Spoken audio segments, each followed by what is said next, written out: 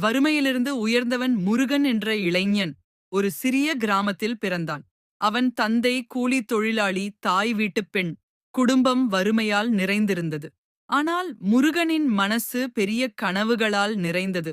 அவன் சொன்னான், வறுமை எனக்கு தடையில்ல. அதுதான் எனக்கு பாடம். பள்ளி முடிந்ததும் படிக்க பணமில்லாததால் நகரத்துக்கு வேலைக்குப் போனான். சின்ன கடையில் உதவியாளனாக இருந்தான். காலை 5 மணிக்கு எழுந்து இரவு 10 மணிக்கு தான் தூங்குவான். ஆனா அவ மனதில் ஒரே ஆசை, ஒரு நாள் என் பெயர்ல ஒரு கடை இருக்கணும். அவன் தன் சம்பளத்திலிருந்து மாதம் 10 ரூபாய் கூட சேமித்தான். சில வருடங்கள் கழித்து ஒரு பழைய கடையிடம் வாடகைக்கு எடுத்துக்கொண்டு சிறிய மொத்த கடை ஆரம்பித்தான். ஆரம்பம் கஷ்டம்தான். வாடிக்கையாளர்கள் வரமாட்டார்கள், பொருள் விற்க மாட்டாது. ஆனா முருகன் தளரவில்லை.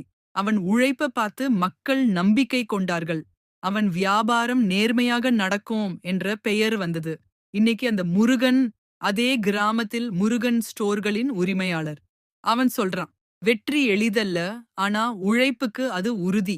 மொழி, உழைக்கும் ஆள் தோற்க மாட்டான். அவன் வியர்வைதான் அவன் வெற்றியின் விதை.